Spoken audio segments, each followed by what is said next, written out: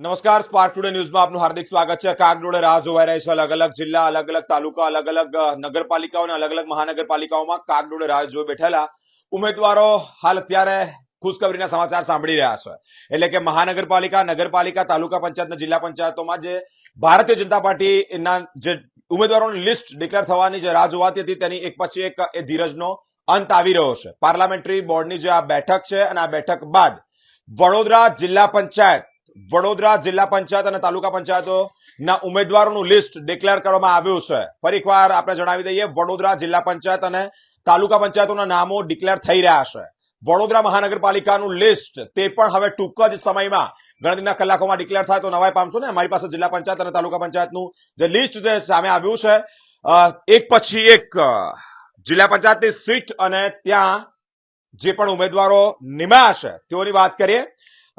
વડોદરા જિલ્લા પંચાયત સીટનું નામ અનગઢથી બિરેન પટેલ, ભાદરવાથી આકાશસિંહ પરમાર, ચાંદોદથી લતાબેન આંબાલિયા, ચોકારીથી મુકેશભાઈ જાદવ, ચોરંદાથી જ્યોત્સનાબેન રબારી, ડભાસાથી હિતેશભાઈ શર્મા, દશરથથી સુરેશભાઈ વસાવા, ડેસરથી મનીષાબેન પરમાર, ધનતેજથી નેહાબેન બારોટ, ગણપતપુરાથી ભૂમિકાબેન સોલંકી, ગોરસથી જ્યોત્સનાબેન બારિયા, ગોઠડાથી ગોપાલભાઈ ચૌહાણ, ગુતાલથી વિશાલકુમાર વસાવા, જરોદથી નવીનભાઈ વસાવા, કંડારીથી રાજેન્દ્રભાઈ પાટણવાડિયા, કાયાવરણથી રાકેશભાઈ ઠાકોર, મિયાગામથી નરેન્દ્રસિંહ ડાભિયા, મોભાથી રવિરાજ પરમાર, મુસપુરથી ઉર્મિલાબેન ઠાકોર, પિલોલથી નીલમબેન રાઠોડિયા, તમામ જે જિલ્લા પંચાયતના લિસ્ટો છે તે એક પછી એક ડિક્લેર થઈ રહ્યા છે। પોર, રણોલી અને સાદલીથી પણ મોટી અપડેટ સામે આવી છે કે પોરની બેઠક પરથી અંકિતાબેન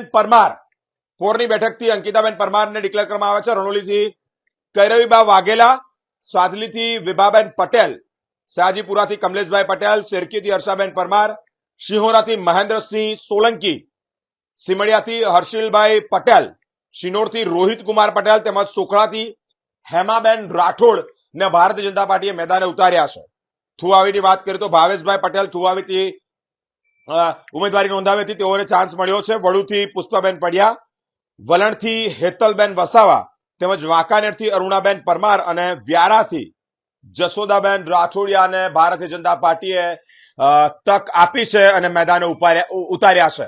અલગ અલગ જિલ્લા પંચાયત, અલગ અલગ તાલુકા પંચાયત, નગરપાલિકાઓ અને મહાનગરપાલિકાઓના લિસ્ટ એક પછી એક પાર્લામેન્ટરી બોર્ડની બેઠક બાદ ડિક્લેર કરવામાં આવી રહ્યા છે। સૌની કાગડોળે રાહ હતી કે જિલ્લા પંચાયત, વડોદરાની જિલ્લા પંચાયત, તાલુકા પંચાયત અને મહાનગરપાલિકાનું લિસ્ટ ક્યારે ડિક્લેર થાય તેમાંથી અત્યારે પ્રથમ ચુકાદો એટલે કે પ્રથમ લિસ્ટ આવ્યું છે જિલ્લા પંચાયતથી।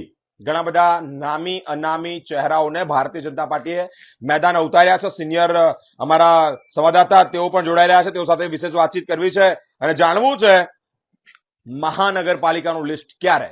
ટૂંક જ સમયમાં વડોદરા મહાનગરપાલિકાનું પણ લિસ્ટ ડિક્લેર થાય તેવી શક્યતાઓ સેવાઈ રહી છે। વાતચીત કરવી છે વિશેષમાં કે પાર્લામેન્ટરી બોર્ડમાં જે નિર્ણય લેવામાં આવ્યો, હાલ ત્યારે હવે કયા કયા મહાનગરપાલિકાનો લિસ્ટ ડિક્લેર થાય તે અંતર્ગત પણ ચર્ચા વિચારણા કરવામાં આવી રહી છે। અમારી સાથે સિનિયર સંવાદદાતા ભાવેશભાઈ જોડાયા છે, સુરેશભાઈ જોડાયા છે। સુરેશભાઈ, હાલ અત્યારે જે પ્રકારે પરિસ્થિતિ છે, એક પછી એક તમામ મહાનગરપાલિકાઓ, નગરપાલિકાઓ, જિલ્લા પંચાયતોના લિસ્ટ બહાર આવી રહ્યા છે। હાલ અત્યારે વડોદરા જિલ્લા પંચાયતનું લિસ્ટ આવ્યું, શું કહેવા માંગો છો?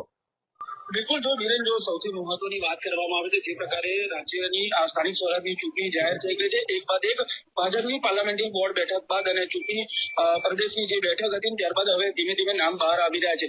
વાવ-થરાદ હોય, સુરેન્દ્રનગર, અરવલ્લી, ત્યારબાદ હવે વડોદરા તાલુકા અને જિલ્લા પંચાયતની જે બેઠકો જાહેર કરવામાં આવી છે। વડોદરા જિલ્લા પંચાયતની બેઠકોની જો વાત કરીએ તો 34 જેટલી બેઠકોના જે નામ છે તમામના જાહેર કરી દેવામાં છે। સૌથી મહત્વની વાત છે કે તાલુકા પંચાયતના જે પ્રમુખ રહી ચુક્યા છે એવા અંકિતાબેન પરમાર, કે જેઓને પર જિલ્લા પંચાયતની બેઠકમાંથી જે દાવેદારી કરી હતી અને તેમાં સેન્સ આપી, ત્યારબાદ હવે પાર્ટીએ તેની પર મોહર લગાવી છે અને પર બેઠક પરથી તેમને જિલ્લા પંચાયતની બેઠક સોંપવામાં આવી છે। સૌથી મહત્વની વાત છે કે 34 બેઠકો પર આ નામ જાહેર થતાની સાથે નો રિપીટ થિયરી અપનાવે છે। માંડ એકાદ બે વ્યક્તિને કદાચ રિપીટ કરાયો તેવું અત્યારે સામે આવી રહ્યું છે, પરંતુ નો રિપીટ થિયરી અપનાવી છે। સાથે જે પ્રકારે તાલુકા પંચાયત હોય, તમામ નગરપાલિકાઓ હોય અને તમામ જે તાલુકા પંચાયતની સીટો છે તેના નામ જાહેર કરી દેવામાં આવે છે। જી ભાવજી, શું લાગે છે વડોદરા મહાનગરપાલિકાનું લિસ્ટ ટૂંક સમયમાં સામે આવે તેવા એંધાણ? બિલકુલ જો જે રીતે હમણાં ધીમે ધીમે આ લિસ્ટ બહાર આવી રહ્યા છે ને ક્યાંક હજુ પણ જે મેટ્રો સિટી છે જેમ કે અમદાવાદ, વડોદરા, રાજકોટ, સુરત તેઓના નામ આવતીકાલે બહાર પડે તેવી શક્યતાઓ છે, કારણ કે ક્યાંક ઉકળતું ચરું છે તેનો વિવાદ ન વધે તેના માટે પાર્લામેન્ટરી બોર્ડ બેઠકમાં આ નિર્ણય લેવાયો છે અને આ તમામ જે મેટ્રો સિટીના જે નામો છે કદાચ આવતીકાલે જાહેર થાય તેવી શક્યતાઓ પણ અત્યારે સેવાઈ રહી છે. જી જિલ્લા પંચાયતના જેટલા પણ ઉમેદવારો જે ડિક્લેર કરવામાં આવ્યા તેના પરથી ક્યાંક ને ક્યાંક તાળું લગાવી શકો, એટલે કે એવા તમે એંધાણ નાખી શકો કે વડોદરા મહાનગરપાલિકામાં આ જ થિયરી પ્રમાણે ઉમેદવારો હશે. બિલકુલ જે રીતે નવા ચહેરાઓને મૂકવામાં આવે છે જિલ્લા પંચાયત અત્યારે જુઓ કે આજે જે લિસ્ટ જાહેર થાય આજે જ પૂર્વ આઈટીએસ અધિકારી મનોજ મીનામાં પણ ભાજપમાં જોડાણ, ત્યારબાદ 3 કલાકમાં જ તેઓનું નામ જાહેર કરી દેવામાં આવે છે. ત્યારે આ નો રિપીટ થિયરી જે અપનાવી છે તે વડોદરા મહાનગરપાલિકામાં પણ અપનાવી શકે તો નવાય નહીં. ટૂંકમાં એક ક્વેશ્ચન પૂછવા માંગુ છું, વડોદરા મહાનગરપાલિકાનું ક્યાં સુધી ડિક્લેર થાય, શું લાગી રહ્યું છે? બિલકુલ જો જે શક્યતાઓ છે મેટ્રો સિટીની જો વાત કરીએ તો સુરત, વડોદરા, અમદાવાદ, રાજકોટ અને જે 6 મહાનગરપાલિકા છે આવતીકાલે જ નામ જાહેર થાય તેવી શક્યતાઓ છે. માત્ર પછી જો આવતીકાલે જો જાહેર થાય તો માત્ર એક દિવસ છે, એટલે જે ઉકળતું ચરું છે લોકોને જે ટિકિટ મળી છે સાથે આજે પણ પાર્ટીએ નિર્ણય લીધો છે કે વોર્ડ વાઇઝમાંથી ટિકિટ મળે, એટલે આ ઉકળતું ચરું છે ક્યાંક જે પૂર્વ લોકો છે, સિનિયર લોકો છે તેને પણ શાંત કરવાના સાથે નવા લોકો જે બહારના લોકોને ટિકિટ ન મળે તે પ્રકારનો જે ઉકળતું ચરું છે તેને શાંત કરવા માટે આ માસ્ટર પ્લાન ભાજપે બહાર પાડ્યો છે. જી ખૂબ ખૂબ આભાર વાસુભાઈ અમારી સાથે જોડાવા બદલ અને માહિતી આપવા બદલ. જે પ્રમાણે જિલ્લા પંચાયતની બેઠકો અને એ બેઠકો પર ભારતીય જનતા પાર્ટીના પોતાના મુહૂર્તિયાઓ નક્કી કર્યા છે, ડિક્લેર કર્યા છે. હવે મહત્વની બાબત છે કે આ ઉકળતો ચરું એટલે શું કે ભારતીય જનતા પાર્ટીની ઘણી બધી બેઠકો પર ક્યારેક રાજી કુરાજી એટલે કે રીસામણા મનામણા જેવી પરિસ્થિતિ પૂર્વ જોઈ છે, આપણે પૂર્વ ઇલેક્શનોમાં જોયું છે, તે પ્રમાણે ન થાય તે માટે પાર્ટી ચોકસાઈપૂર્વક એટલે કે ઝીણવટભરી રીતે આ ડિસિઝન લઈ રહી છે. સમી સાંજે, મોડી રાત્રે કે આવતીકાલે વહેલી સવારે મહાનગરપાલિકાઓ જેના પર બાજ નજર છે એટલે કે વડોદરા, અમદાવાદ, સુરત, જામનગર, ભાવનગર, આ 6 મહાનગરપાલિકાઓમાંથી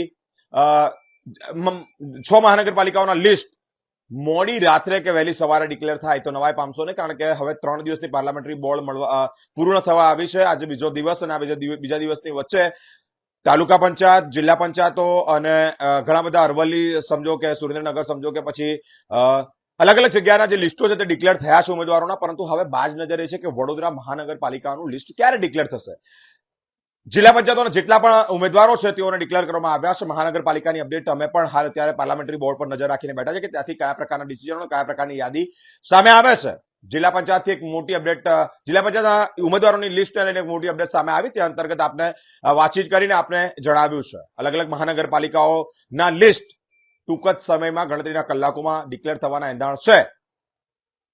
પાર્લામેન્ટરી બોર્ડ તરફથી આવતી માહિતી, તમામ અપડેટ આપ સુધી અમે પહોંચાડતા રહીશું. આ તમામ અપડેટ, ચૂંટણીની તમામ અપડેટ જોવા માટે અમારી સાથે સ્પાર્ક ટુડે ન્યૂઝ પર જોડાયેલા રહો. કેમેરામેન ગૌતમ સાથે હું બિરેન, સ્પાર્ક ટુડે ન્યૂઝ.